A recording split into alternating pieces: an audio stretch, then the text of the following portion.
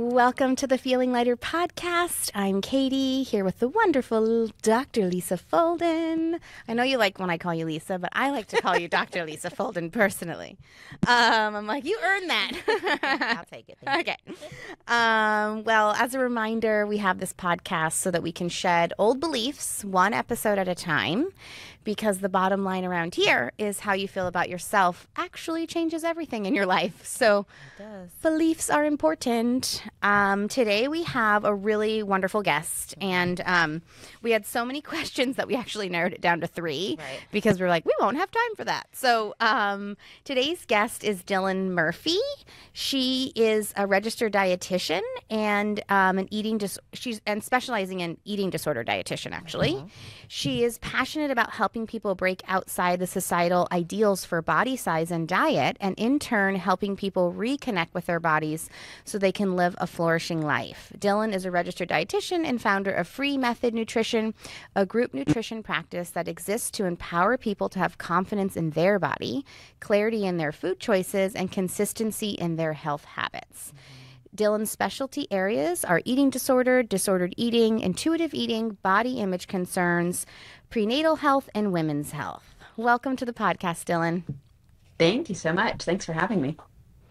We are really excited to have you today because there's a lot of stuff going on in social media right now, and a lot of dietitians who are doing the work that you're doing, which we just want to give a lot of validation and credit to. Yes. Because there is a lot of misinformation out there and people are left to feel terrible about themselves.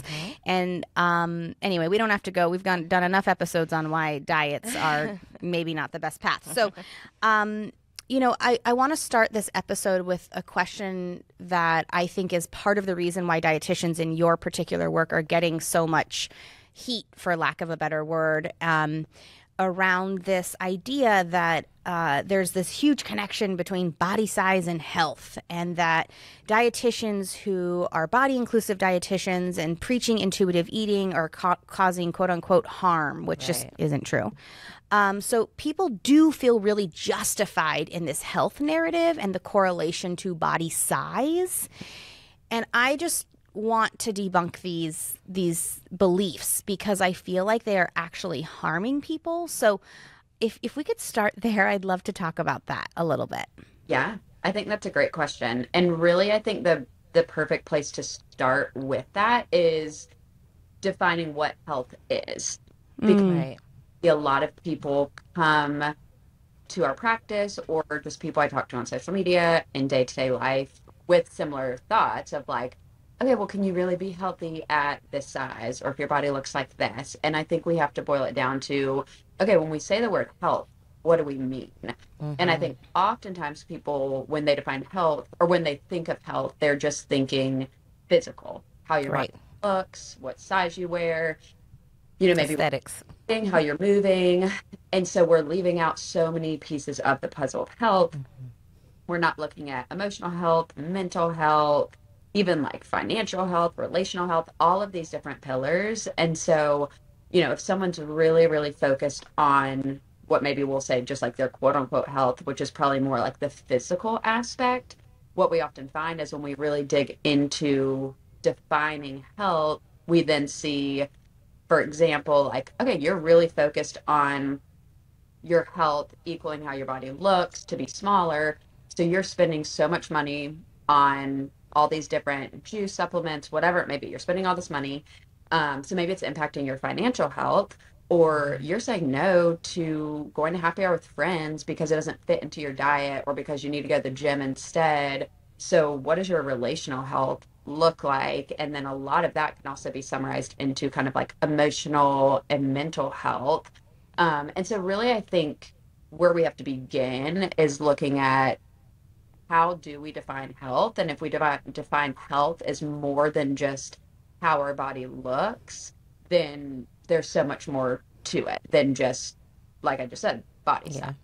But I think a lot of people kind of want to narrow it down just to how your body looks. Yeah. I always tell people that is aesthetics. Aesthetics and health aren't the same. And also, health exists on a spectrum, on a continuum. There is no you are healthy or you are unhealthy. Like there's no black and white to it. Can you speak to the variations in health so that people kind of understand, like it's not a you won the prize or you failed miserably. Like we all exist on this continuum at different points throughout our lives, but it's not a, etched in stone forever. You are healthy or you're not, right? Yeah, yeah, because it's not like a finish line that you cross and then it's Right. that I am healthy and here I am the rest of my life. It very much is this like pendulum because there's so many things that impact our health, like Right. and stage of life, transitions, like so much that can impact it. So you may have seasons where you feel like, if we're looking at physical health, maybe you have more time that you are like going to the gym more. So maybe you feel more, we could even say like, if we're using like weights as an example, maybe you can lift like 30-pound dumbbells and normally you'd only lift like 10. But then there's other seasons where you don't have as much time to dedicate to that. So you're not able to lift as heavy weights. And I Right. think we have to look at that as like, how can we take the morality out of that pendulum swing of like, oh, I'm really healthy, or like, gosh, I'm not as healthy now as I want to be. How can we take the like good and bad out of it and just kind of see it for what it is? Because I think I see that a lot in conversations I'm having too, is I think when people maybe are in seasons of maybe they just don't have as much time to dedicate to their physical health or mental health or whatever it may be, they kind of get discouraged or down on themselves. Right. Or so it's like, okay, how can I look at the reality of what my life is like right now? Maybe I don't have the time to cook dinners at home. Maybe I don't have the time, or maybe I don't have the money to see a therapist or whatever the example may be. And then in other seasons, I may have more time and energy to dedicate to that. So I think that is a really good point of viewing health as this like ongoing journey versus this like destination that you reach. So I think it's so hard because I have a lot of these I'm not a dietitian. So that's the first problem when I'm having these conversations. But I have a lot of conversations with people in my life who they will just die on that hill. They're just like, my body weight is directly correlated to my physical health. And you're not going to talk me out of that. And I'm like, so I don't really, it's, I don't know how to get people to stop fixating on that. And I don't know what to say back other than health is many different things. And like, does it really matter what your weight is if you're emotionally miserable and have no connection in your life? Or, it's like hard to get people to not fixate on that. And then also to not fixate that there's one body type that we should, can we, are we not able to acknowledge that there's like many body types and that like everybody's body has maybe a different set point? I don't know if like that's, I kind of always feel stuck in this conversation because I see health as like this huge like pie with like 1,000 slices. It's not just diet and exercise, but people are just really fixated on body size and physical health, and that you have to be in this range or you're overweight and you are unhealthy. And it's like, I don't know how to break that conversation. Yes. And part of me thinks too, even going back to what Lisa said about aesthetics, I think and some people aren't even able to like get to this level of honesty because I feel like they have walls put up, but I think it's Yeah. understanding like, okay, are you worried about being unhealthy or are you worried about not being accepted in the society? Because yes, we do live in a culture that very much glamorizes smaller bodies, especially if you look at nowadays with weight loss injections, all of that. We live in a culture that like puts thin bodies on this pedestal.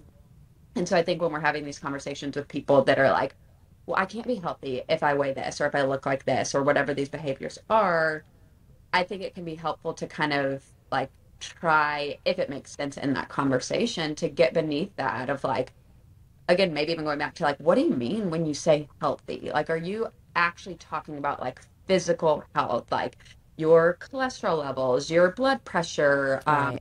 out of breath when you're just like walking to your car? Like, are we talking about like true physical health or are we talking more about like how you show up in society, how people view you, because that more even goes into that like emotional mental health side of things. And I would be willing to guess that's a lot of more what people are talking about. Yeah. but they use the word health as kind of the cop out.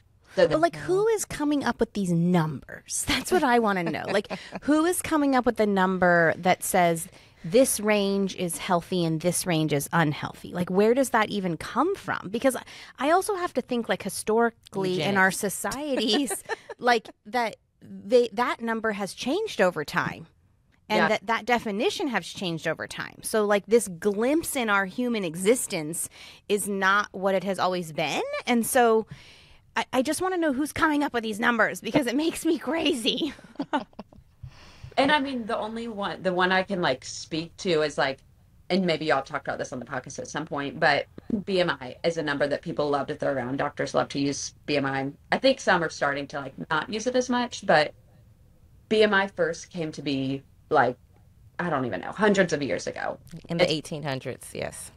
And originally it was meant to be used more for like statistical purposes to like measure a population. So it was never it was created by a mathematician, and the mathematician who created it even said like, this is not meant to be used for individual use. This is supposed to be used to measure like a population.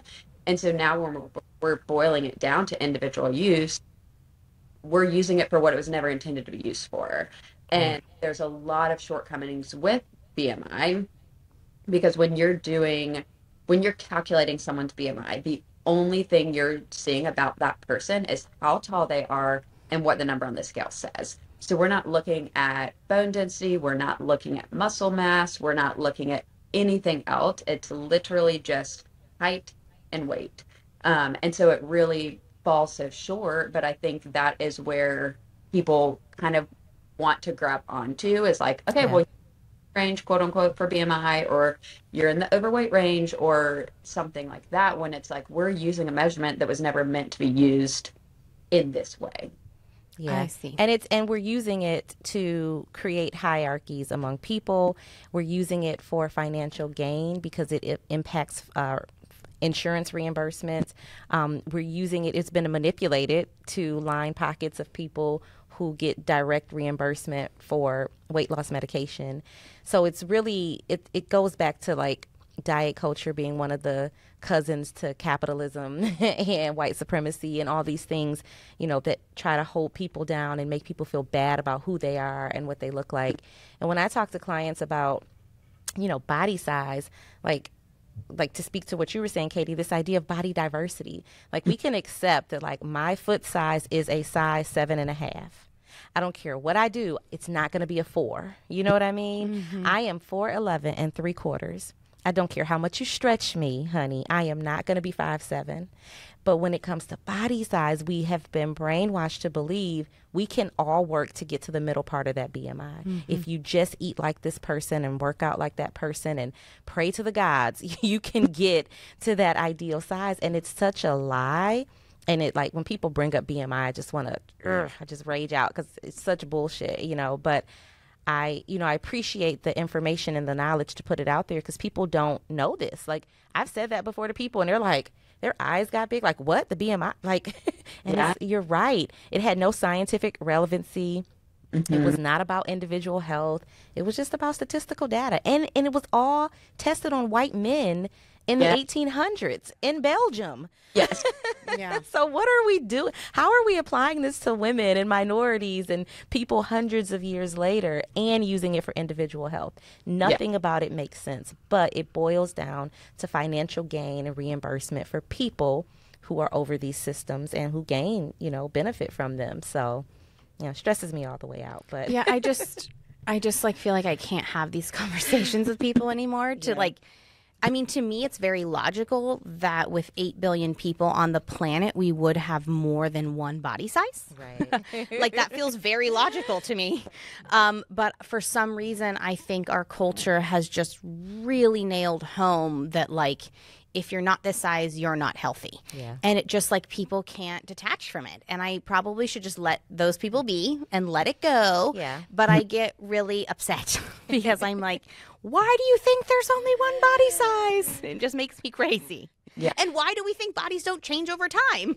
Like, Right. you know what I mean? Like, you're not, it's like, have you seen those memes that are like, they're terrible, but they're like totally poking fun at it? It's like trying to get back to my, original body weight of 7 pounds, 5 ounces. Like, but it's just like, it's like so crazy, but it's illogical to me, but I can't ever like, I don't know.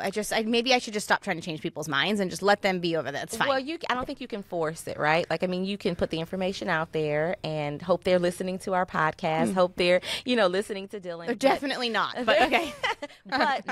but maybe they'll stumble upon it, and you just put the information out there and you hope people get it. You can't force this type of stuff. When I was deeply engrossed in diet culture, you couldn't have changed my mind at that moment. That was my bread and butter. That was my identity. Like, you don't know what you're talking about. But when it was given to me in like small doses and I started doing my own research, it was like the light bulb started going off and it was like, so now I can't unsee it. I can't turn back, and it's a beautiful place to be. But that's not where we start. And to that point, as I've transitioned in how I engage with my body and how I encourage my clients to engage with their bodies. I'm a physical therapist and I do health and body image coaching. And, it's shifted everything for me. I mean, how I engage with my friends, my children, everything. But it's still a work in progress. And what I want to know from you, Dylan, is like, what does it look like, for you, for your clients to like really experience like a healthy body image, like to I know it's not all rainbows and and peach trees, like, oh, you're so beautiful, I love my body. But what does it look like when people sort of establish a healthier image of their bodies? Yeah, that's a great question. And I think really the way that I like to look at that is through first, how can we view our bodies neutrally? Because I think even like you just said, it's like a lot of people, when they hear healthy body image, or even when we hear these terms like body confidence, body love, that the destination is getting to this point where you like are just obsessed with your body all day, every day, that you never wake up and don't feel comfortable. You never look in the mirror and think like, oh, is that how I look? And really it's more, how can we view our body from this place of neutrality? And an example I love to share with clients is, if you have a broken arm and you are having to wear a cast, like, I'm not asking you to be like, I'm so glad my arm's broken. This is amazing. This is so fun. And we also don't need to like lean to the other end of like, gosh, my arm's so stupid. Like, why did it break? It's not supposed to break. It should be, not broken. It's like, how can we view it more neutrally of, okay, my arm is broken. I need to wear a cast. Maybe I need to go to physical therapy. Maybe I need to take a break from exercise. Maybe I need to do these things. And I think body neutrality, and which would then equal some a healthy body image, could operate from that same vantage point of, okay, so body neutrality for me, or having a healthy body image, maybe I don't own a scale. I don't really need to know what the number is. It doesn't really matter. I know if I'm stepping on it every day, if I'm spending too much time on it, that could lead me toward that body negativity space. Or, healthy body image. When I go into my closet, I know I have clothes in there that are going to fit my body, that is not going to then spiral me into negative thoughts. So yeah, I think it's this like neutrality that we have. And also I talked on this a little bit earlier of like, a healthy body image should then kind of overflow into your whole day, because what I see with a lot of clients is when we have a negative body image, it's impacting a lot of our life. We're saying things that we enjoy, or we're forcing ourselves to do things that we don't enjoy. And so when we have a healthy body image, I want to see the opposite to be true of like, I am hanging out with friends because it brings me joy. I'm not going on runs because I realize I don't even like running. Like, we're doing things that we want to be doing and that make us feel strong, that make us feel like at home in our body. And so I think that's another thing too, where we can really see what a healthy body image looks like. And I think you're bringing up a good point. One time we had a member say, well, I want to lose weight so that I can be more flexible. And so I think this is where I'm like, no, like, I'm like, I can show you people in larger bodies who are flexible. Like we think that the weight loss is always the first stop.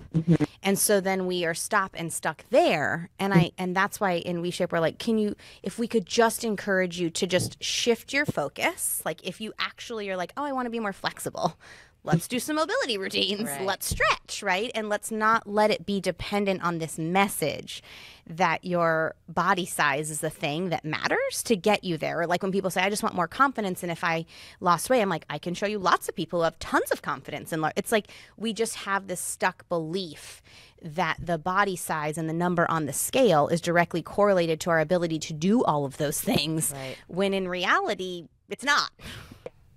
And a question I love to ask when I get things like that is like using flexibility as an example of like, okay, well, if there was a way that you could be flexible, more flexible in your body, and it didn't change the number on the scale at all, would you still want that? Because I think sometimes that can help us see that there might be some aesthetic stuff beneath the surface. They're telling us they want to be more flexible, but what they really want is to feel more comfortable in their body, which to them I means. see. Yeah. So I think sometimes too, it's seeing like, okay, if you want flexibility, we can work on that. Or like clients of mine, it's like, okay, I want to cook more meals at home. Hey, I can help you with that. And sure, maybe your weight's going to change. I don't know for sure. But like if you were to eat more meals at home versus eating out more and your body didn't change, would that be okay? How would that feel? Because I think that, again, can help us see if there is some body image stuff beneath the surface.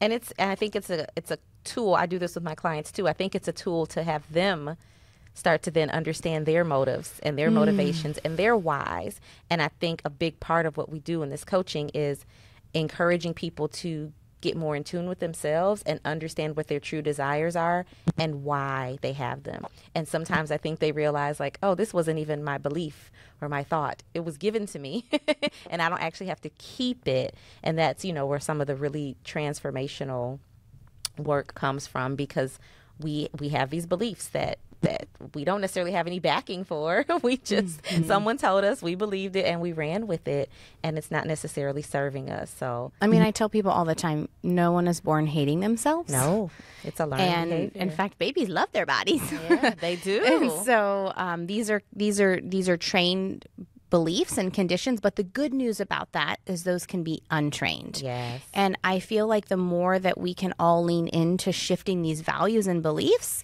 the more we live in a culture that we no longer have those pressures or what I like to call fake ideals, because to me, they're not even real. No, They're not real. And so I think that the more we can continue to work on those beliefs in ourselves, the more we can hold a safe container for everyone to feel their safest expression of who they are, regardless of their body. Yeah. Like, it's so beside the point, but I understand why we fixate on it. I get it. Because we live in a culture that tells us to fixate on it, and then we do this whole thing where we say, and it's your health. And so then it's like, you feel trapped. And I want to speak to that too, and ask you a question around that. Under that idea that like the cop out, like, oh, this is about your health, it really gives people this, this freedom to feel like they can speak on other people's bodies. Like when we're doing this work on ourselves and people are struggling with aesthetics versus like, I can do that all day. But where I get really stressed is when people are projecting that onto other people and feeling like, well, I'm concerned about your health, so I can call you these disparaging names or tell you what you're doing is awful or you're promoting obesity or you shouldn't wear that. Like that part of it is really activating for me personally. One, I've been a victim of it as someone who puts herself out there on social media. And two, I've seen people that I respect and admire become victims of it. And it's very frustrating. Can you speak to that from your space as a dietitian and a content creator on this, like, I don't know, confidence people have to just say like tell you what your body's supposed to look like or shouldn't look like or what you should wear or eat or anything like that? Yes, it's wild. I feel like when it comes to like nutrition and exercise, so many people think they're experts on it and like talk to other people about it. Where, if we think about something like finances, like I'm not going to go out there and be like, hey, here's your money and like you should be saving it like this, when it's like, I'm not a financial advisor. Why would I? That is a good analogy. So I think some of it is just realizing how strange it even is that people think it's like normal. Yeah. Um, but I also think a lot of times it's coming from that person's own like issues, inner beliefs, that sort of thing, where like there's probably some deeper work needing to be done. Because Yeah. what I see, I feel like I talk to clients on either end of that, clients that recognize like, hey, when I look at people, I am seeing it like that of like, ooh, Mm. they are healthy. And some of it is how they were taught growing up, the language they heard in their house. Mm-hmm. And then some of it's the reverse of like, I'm worried that people are going to look at my body and think I'm unhealthy. And Yeah. so it's kind of talking, I feel like, to the first person of like, okay, how do we unlearn these beliefs that you have and know that someone's body size doesn't indicate their health status? And then I think for the person who is worried of like, hey, people are going to make comments about me, it's helping them understand, I think kind of twofold of like, one, that's going to be coming from that person's own insecurities, Right. and how do we still have confidence in our own body despite what other people think, which is Mm-hmm. really, really hard, especially in this age of like social media. And like you mentioned, Lisa, like everyone commenting and thinking they're an expert, or I mean, I see it all the time Yeah. when someone like quote unquote successfully loses weight, then they think like, oh, I'm a weight loss expert. Like now Mm-hmm. They do. I'm on all these people, like, here's what I do. And that's like feels really judgmental too, because then it's like, okay, so are you telling me there's something wrong with my body? So yeah, it's so multifaceted, I feel like. But I think in short, it's recognizing like that is often coming from someone else's insecurities. And so Yeah. how we work on our own like confidence in our body, that like someone could make a comment on an Instagram post or someone could say something to you in person and it doesn't impact you, or if it does, you have the tools to not spiral Yeah. into, the next diet or something like that. That's the key. Yeah, and I think that, and I don't know if I told you this before, Dylan, but my co founder and I used to have a body transformation company. So that's all we used to do is prescribe diets to help people, quote unquote, be healthy. And I think that there are a couple camps when you're there. And some people, like you said, are coming from a place of their own insecurity and like what worked for them. And so they want to project that onto other people. And there's another category, I think, that is around fear. Yeah. And there is this idea, it reminds me of what we talked about before, where like our society values like the length of a marriage and not the quality of the relationship. It's like, Yeah. I know that in the past, I was coming from a place of like, we have to live as long as we can. And like this fear of like something bad's going to happen to my body unless I do it this way. Right. And so there's a lot Control. of, yeah, oh no, I'm being targeted in every episode with my control issues. No, it's okay. I'm here for it. I'm actually really here for it. But do you see what I mean? It's like, I know people who are really like, and I know it because I used to be it. It's just like, we're so consumed with fear. Yeah. And I'm like, that's not healthy either. Like it's like, and I think it's also hard to admit that we don't know as much as we think we do. Like there is new evidence and research that comes out all the time about Every day. nutrition and body and what causes cancer and what causes heart attacks. And like we have no definitive answers on really anything. And that's really hard to wrap your mind around. And I think as human beings, we want control. So we want those definitive answers.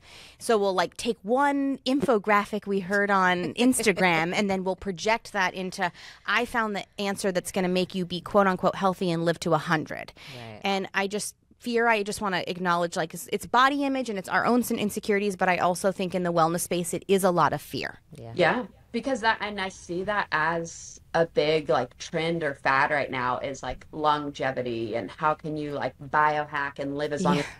as this healthy life.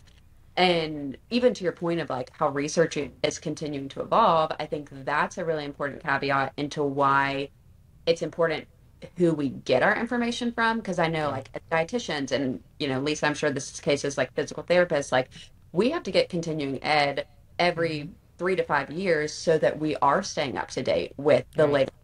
Whereas some of these, like, if it's just like a random influencer or like a, who knows, health coach, nutritionist, whatever, like they may not have that. And so things they may be saying could have once been true or could have never been true. But like, that's where you want to make sure the information you're learning is coming from someone who actually is staying up to date with the latest research.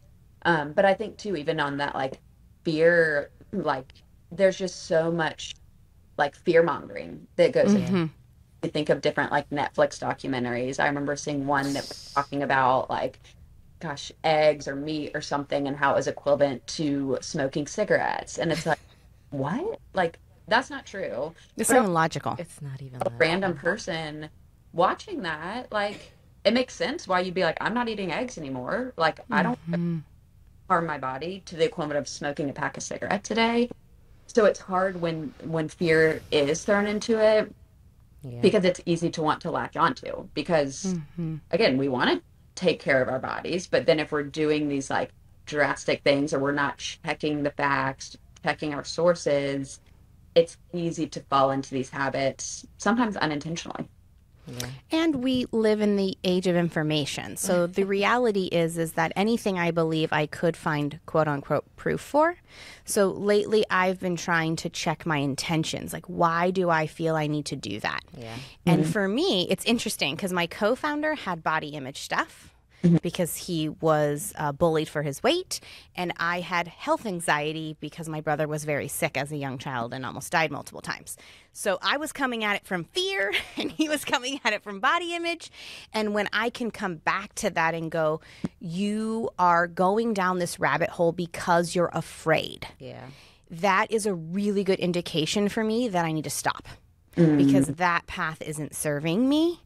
And that just stops me in my tracks now because I can find any information I want on the internet. But I think coming back to like, why are you doing it is really critical. That is the point. Because I can find you a documentary that says you shouldn't eat meat, eggs, cheese, grains, fruit, vegetables, anything grown Sugar. in American soil. Yeah. Yeah.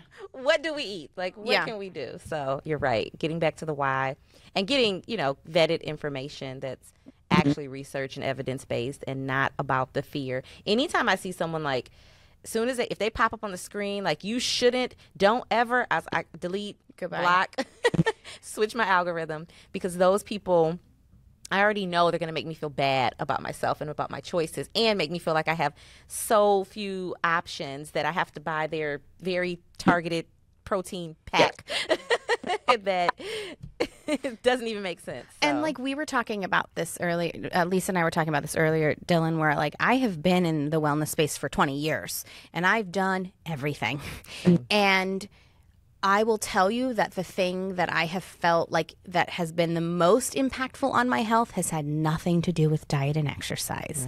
It's had everything to do with my own state of mind and how I'm caring for myself. That's like my body included, but not in the way I used to think that it was, if that makes sense. It was like I exclusively cared for my body thinking that I was cracking the code and then that was going to give me the thing that I needed. But it is actually when I started taking more care of my emotional well-being and doing my inner work and not projecting what I thought everyone else should do with their life that I actually felt the healthiest I ever had. So just saying. Fascinating. So there's research on that shows people with any sort of like disordered eating pattern. So we'll just say like dieting. I want to say it was about like 80% of their thoughts are consumed with food, how they look, their health, all that sort of stuff. And so then it only leaves 20% for everything else in your life. Whereas when you're in a more healthy place with your body and with food, you're only thinking about it 20% of the time. So then that leaves 80% of your life to think about so many other things. Everything else. And I think that's what people often like really get to experience when they do the deeper work is like, wow, there's so much more to life than just what size I am, what I'm eating all day. So it can bring so much freedom for people. Huge amount of freedom. Well, this has been, we could talk to you all day. I love this topic because I think that's what I really do want to give people is just freedom.